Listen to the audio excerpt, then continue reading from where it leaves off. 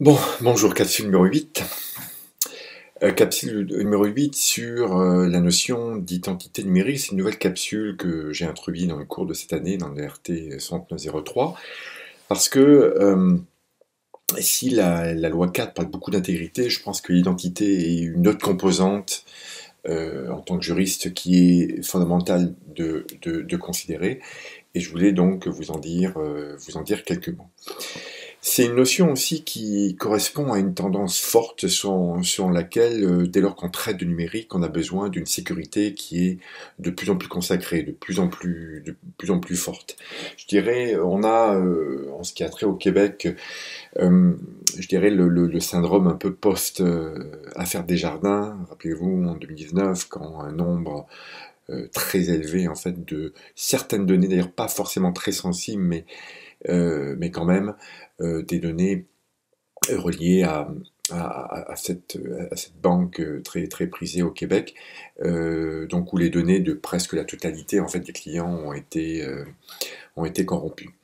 Donc en fait, on se rend compte en fait que pour créer un compte bancaire, pour créer un prêt, les données qui sont requises sont infiniment peu sécuritaires. En fait, souvent on demande un numéro d'assurance sociale qui est un document qui est absolument pas fait pour protéger et pour s'assurer du lien entre la personne et l'identifiant. Donc, en fait, en matière de sécurité, j'aimerais vous faire état en fait d'un acronyme en fait qu'on utilise très souvent, qui est le CANDI. CANDI qui correspond aux 5 attributs que l'on associe généralement à un document.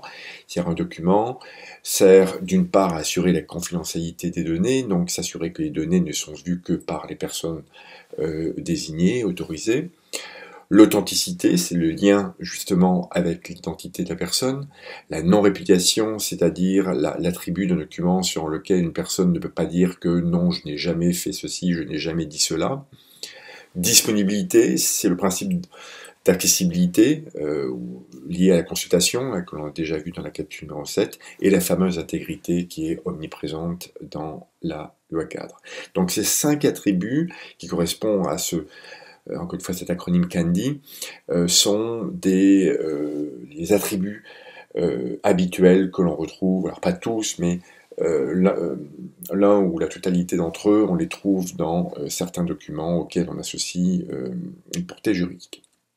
Alors j'aimerais vous dire en deux parties ce que la loi évoque déjà en termes d'identité, et ensuite les manques, donc des éléments reliés à l'identité qu'on ne retrouve pas ou pas encore dans ce texte, qu'il faudrait développer par d'autres lois ou par d'autres normes techniques, on va le voir. Donc il y a ce qu'il y a déjà et ce que l'on devrait avoir ou que l'on aimerait avoir dans un futur plus ou moins proche. Donc le premier point sur ce qu'on a déjà, je voudrais vous parler de trois points. Trois points, donc d'une part sur l'identité, ce qu'on a déjà, ce qui est déjà évoqué euh, dans, dans la loi cadre, mais également dans le Code civil. Euh, je voudrais aussi vous dire évoquer quelques développements qui traitent spécifiquement d'un cas spécifique, donc qui concerne la biométrie, c'est-à-dire l'usage de données liées à l'être humain qui permet d'identifier donc une personne avec souvent beaucoup d'assurance. Et enfin, troisième lieu, évoquer quelques mots aussi sur les articles 47 et suivants qui traitent de la certification, donc une technologie particulière qui est souvent considérée d'ailleurs comme le meilleur moyen, alors c'est moins vrai maintenant, mais qui était considéré comme le meilleur moyen pour assurer les fameux critères Candy, les attributs Candy que l'on peut associer à une personne. Alors, premièrement, je voulais vous dire en fait que dans la loi cadre, il y a une surreprésentation de la notion d'intégrité, donc qui est vraiment la fonction qui est le plus souvent identifiée dans la loi. Si vous avez lu les 37 premiers articles comme requis, c'est facile à identifier. Mais en fait, l'identité est elle aussi omniprésente. C'est juste qu'elle n'est pas forcément présente dans la loi elle-même, mais dans d'autres passages, dans d'autres textes, et notamment dans le Code civil du Québec. Alors, par exemple, à l'article 28-28, qui concerne les actes sous seing privé. On évoque l'acte sous seing privé qui origine des parties.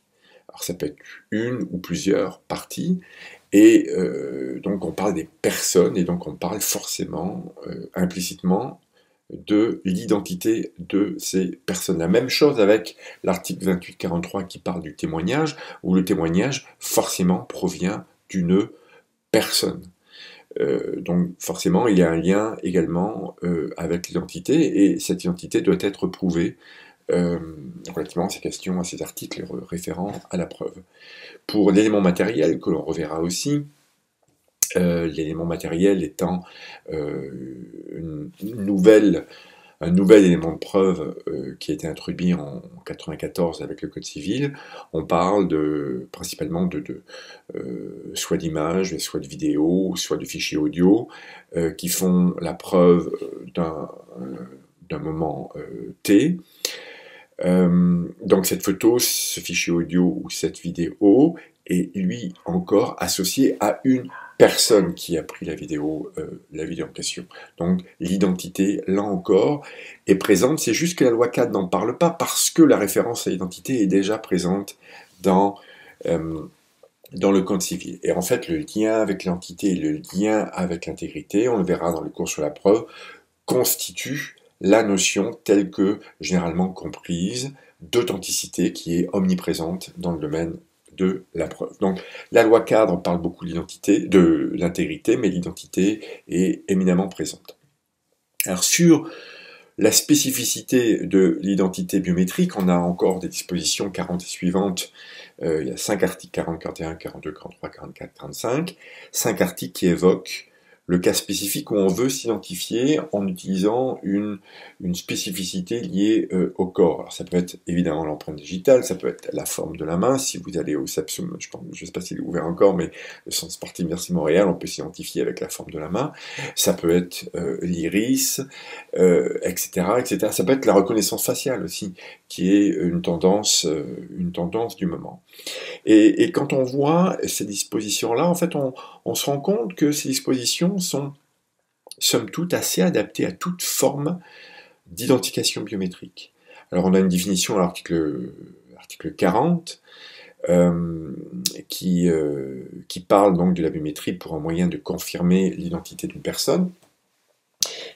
Ceci peut se faire éventuellement notamment par un certificat, mais pas uniquement. Et ensuite, on a des éléments de protection particulièrement forts pour une raison toute simple, c'est que il faut associer une sécurité élevée à ces données-là, parce que si on corrompt des données biométriques, il est possible en fait que vous ne puissiez plus vous identifier par ce moyen-là. Je prends un exemple, si jamais quelqu'un copie votre signature manuscrite, ça ne veut pas dire que vous ne pourriez plus vous identifier avec celle-ci. Alors que si quelqu'un corrompt vos données biométriques, donc qui sont associées à une certaine forme d'unicité de la personne, il est possible en fait que vous ne puissiez plus vous identifier par ce biais. Donc il y a vraiment un risque qui fait qu'on ne peut sans doute pas utiliser la biométrie pour n'importe quelle forme ou n'importe quelle situation où on requiert de vérifier, de confirmer l'identité d'un individu. Donc, en matière d'identité biométrique, justement, on a un certain nombre de mesures que j'appellerais substantielles liées à la sécurité, où on dit en fait que cette forme d'identification ne peut être exigée sans le consentement express de l'intéressé, donc on ne peut pas passer un petit peu par la bande et utiliser ce procédé-là parce que c'est un procédé, encore une fois, qui est lourd. Il y a des conditions minimales de sécurité, il faut prendre le minimum de données nécessaires pour identifier la personne. Il faut s'assurer des finalités que l'on veut, pour lesquelles on peut utiliser ces données-là. Et enfin, et ça fait référence à la notion de cycle de vie qu'on a vu dans la capsule numéro 7, il faut que ces données soient détruites quand, justement, on n'a plus besoin de ces données-là. Donc, on le voit, il y a un encadrement, à l'article 44 notamment, qui est rigide, qui est lourd, qui est robuste, et c'est normal qu'on ait ces conditions minimum à respecter lorsque l'on utilise des données biométriques du fait de la sensibilité de ces données-là. Donc on a des mesures que j'ai appelées substantielles, mais on a aussi, dans la loi cadre, des mesures institutionnelles assez fortes, où on donne des pouvoirs véritables à la commission d'accès à l'information. La commission donc, peut donc rendre toute ordonnance requise face à une banque de données qui contient des données biométriques, et la commission peut aussi suspendre, voire interdire même l'usage de telles données. Donc il y a vraiment un pouvoir d'action très fort qui, me semble-t-il, est tout à fait adéquat et qui est tout à fait adapté à une technologie du jour que constitue la reconnaissance faciale. Donc, si une entreprise, si un ministère organisme veut utiliser des procédés de reconnaissance faciale comme ça se fait beaucoup en Chine notamment, on pourrait le faire sous réserve de respecter l'article 44, en fait 40 à 45, qui prévoit des conditions de sécurité assez robuste, encore une fois assez importante, et qui prévoit encore une fois une capacité de sanction de la CAI qui peut aller même jusqu'à l'interdiction et à la suspension du projet en question. Donc malgré une, je dirais, relative adaptation de la loi cadre à cette technologie très, très invasive, si je peux me permettre l'expression, je pense que comme ça se fait en ce moment, comme le requiert un certain nombre d'acteurs, on peut se demander si on ne pourrait pas faire un moratoire sur cette technologie-là.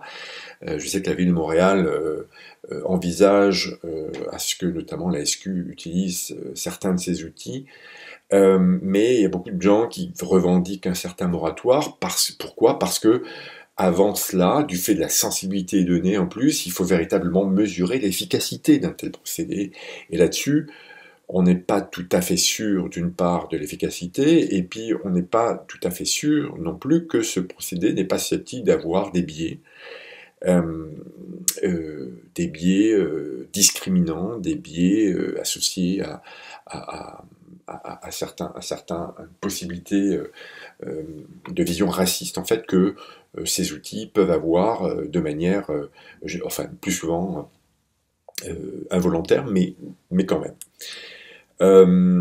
Donc voilà ce que je voulais vous dire globalement sur l'identité biométrique qui demeure très à la mode et sur lequel on peut s'interroger de la pertinence en toutes circonstances. Troisième et dernier format qui est prévu dans la loi par des articles quand même assez nombreux, 47 à 61, qui parle donc d'une technologie spécifique que constitue la certification numérique.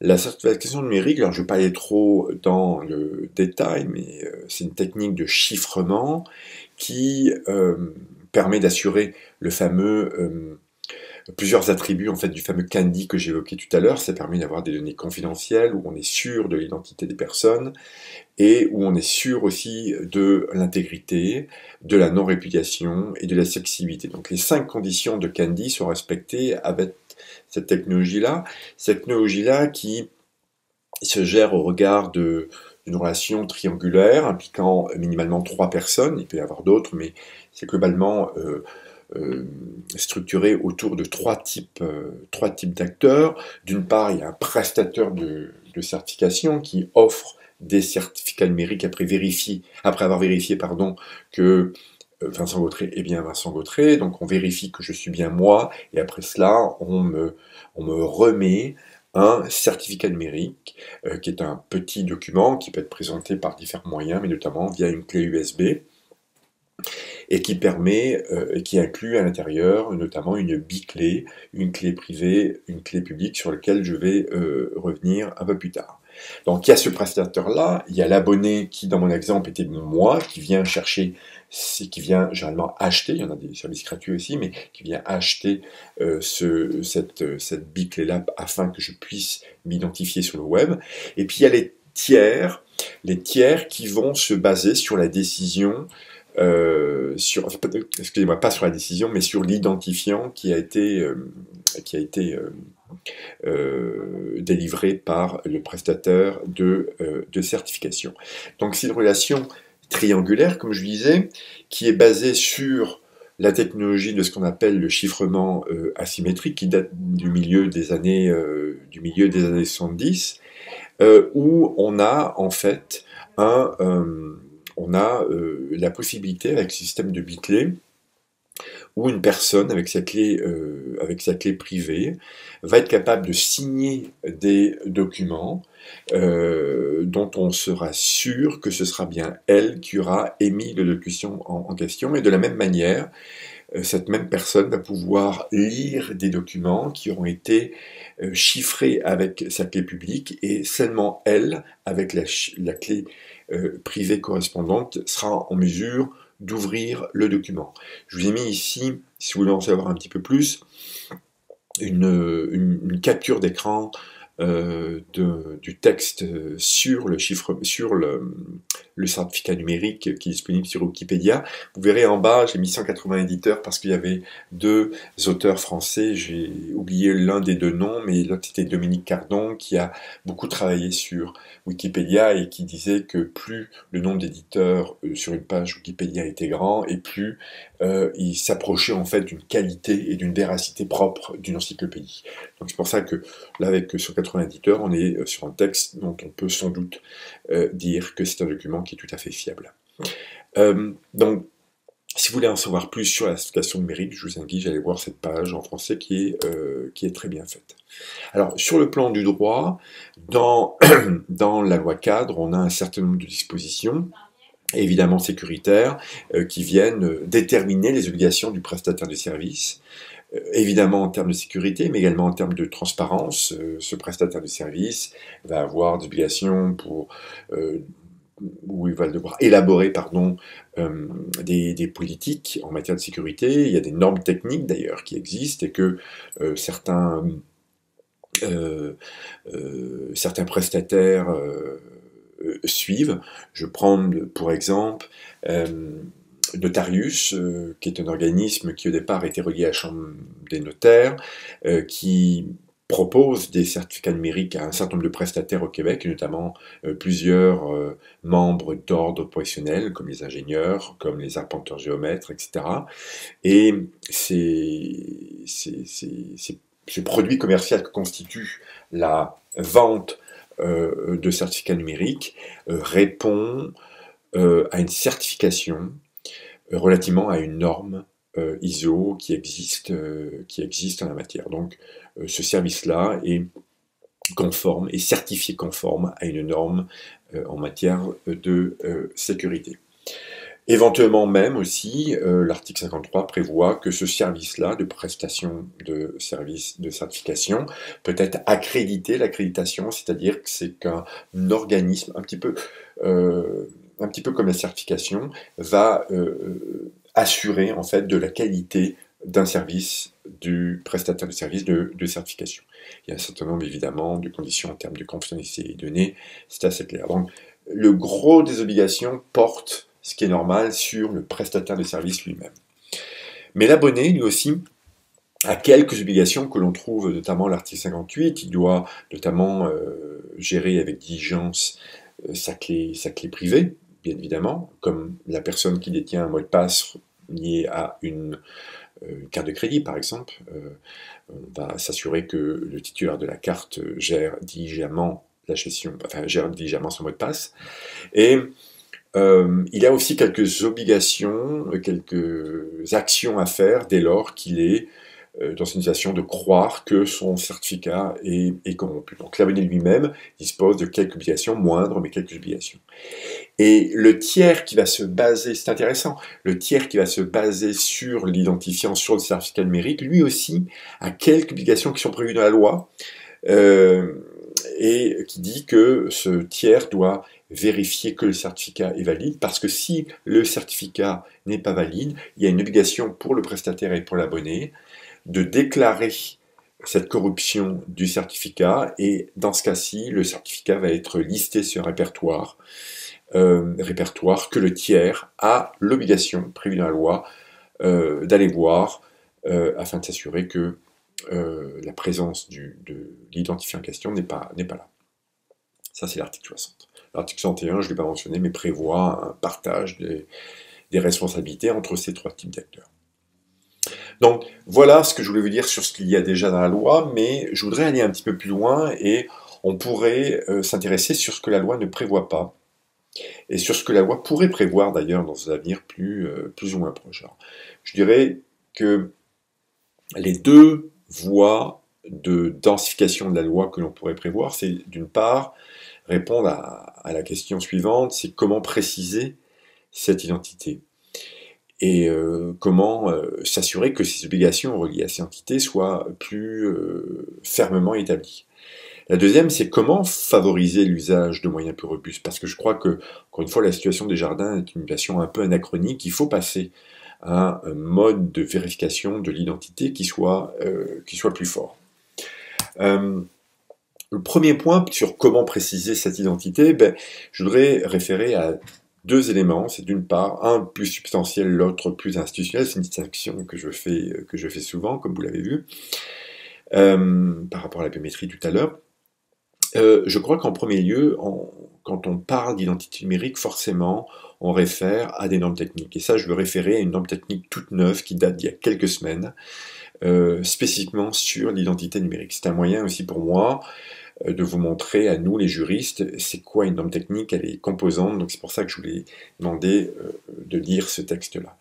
Et en deuxième lieu, je pense qu'on peut prévoir aussi des solutions plus institutionnelles sur lesquelles j'aimerais vous dire quelques mots. Alors, la norme dont je vous parlais, c'est une norme qui provient du National Standard of Canada, qui est habitué à élaborer des normes dans tous les domaines et qui, dans ce cas-ci, en fait, a voulu proposer des principes fondamentaux en matière de gestion d'identité numérique. Un texte de 39 pages, je crois, un texte forcément, comme ça on l'a dit, qui est très technique, et pour lequel je crois qu'il est intéressant de regarder comme juriste, parce qu'encore une fois, c'est un peu mêlant. C'est un peu mêlant, tant c'est un texte qui est vraiment pas qui n'utilise pas un vocabulaire juridique, qui est très technique, encore une fois, c'est un langage distinct d'une autre. C'est un texte aussi qui a voulu faire, au moins dans sa terminologie, avoir une certaine distance avec la notion de certificat, qui est une notion, comme je vous disais tout à l'heure, qui est ancienne, qui date des années 70, 75, et qui a été très souvent considérée dans plusieurs lois à travers le monde, dont la loi cadre. Donc on a voulu prendre un peu de distance pour avoir en fait une norme technique qui puisse s'appliquer aux certificats, mais pas uniquement à eux. Donc on a une volonté d'être plus neutre, et notamment ça se traduit dans la terminologie, où même si on décèle quand même la même relation triangulaire, notamment, donc rappelez-vous la relation triangulaire entre le prestataire, entre l'abonné et le tiers, que l'on avait pour le certificat. Ici, on a plus l'émetteur des données, qui correspond un petit peu au prestataire. Vous avez le détenteur des données ou le sujet, dépendamment, ça peut être la même personne, mais pas forcément.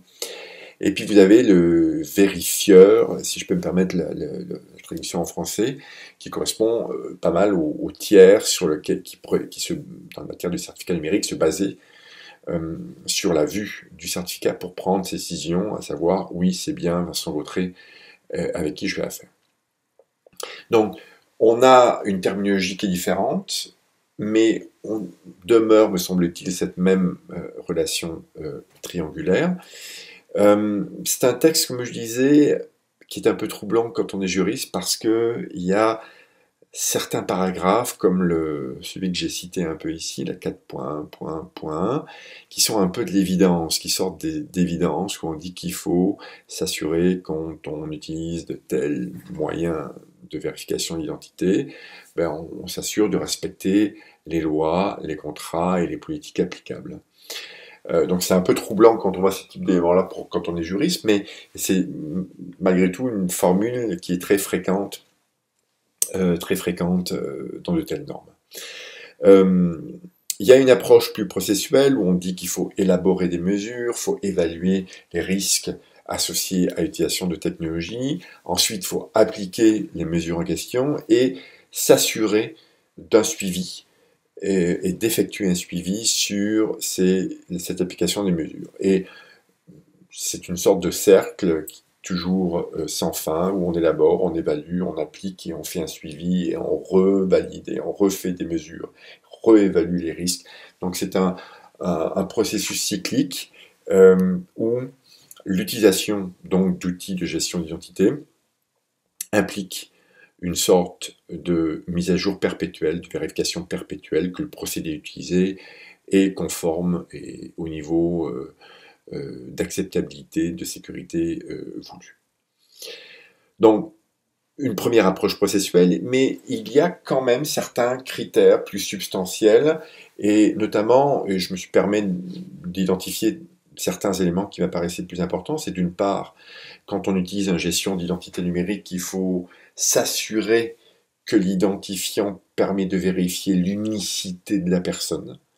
Quand on veut s'assurer que Vincent Gautret est Vincent Gautret, il y a une obligation de s'assurer que Vincent Gautret est unique. Toute personne est unique. Et ça peut être vrai aussi tant pour un sujet que pour même un produit. Ça peut même identifier non seulement une personne, mais également un objet. Le deuxième élément, également, c'est la notion de contrôle. C'est que très souvent, on développe que l'identifiant, donc relié à une personne, doit être sous le contrôle soit de cette personne-là, soit d'autrui. Mais la notion de contrôle est une notion qui est également récurrente. Comme juriste aussi, il y a une expression qui est un peu ambivalente, dans la mesure où elle est à certains égards très largement interprétable, qui est il faut s'assurer que dans cette gestion de sécurité-là, il faut un niveau acceptable. Donc un niveau acceptable à les situations données. Et ça, évidemment, ça donne lieu à pas mal d'interprétations, comme je vous le disais.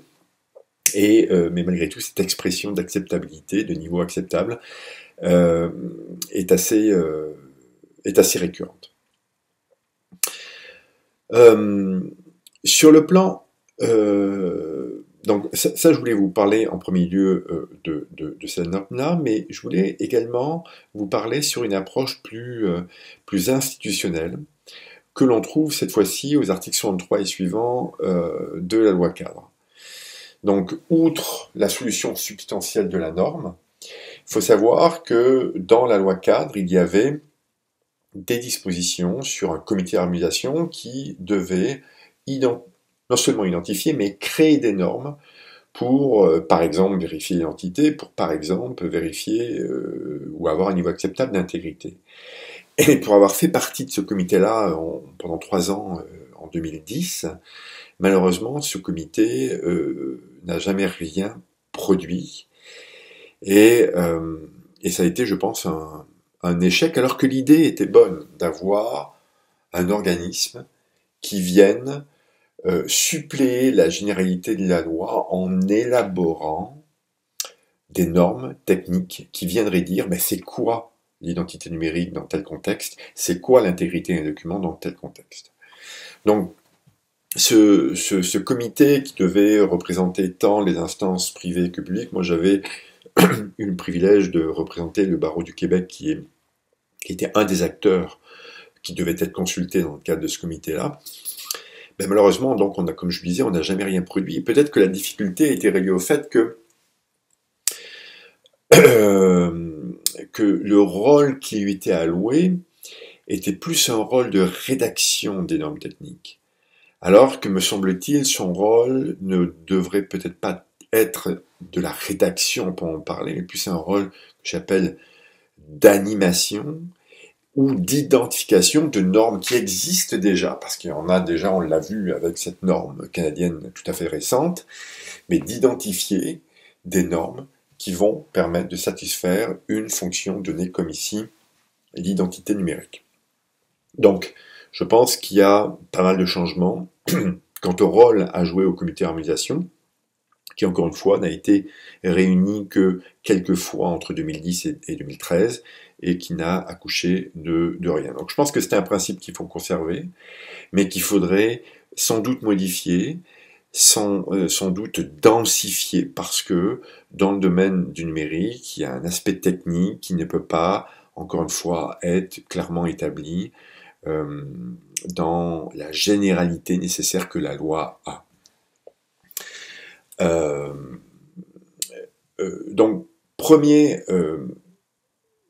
dans cette deuxième partie où on évoque ce qui devrait avoir en termes d'identité numérique, ce qu'il devrait y avoir davantage. Donc le premier point, c'est élaborer des normes ou élaborer des textes qui permettent de faire un lien plus dense entre la loi et les normes techniques, une approche, donc, comme je disais, plus substantielle, mais aussi institutionnelle avec la communautarisation.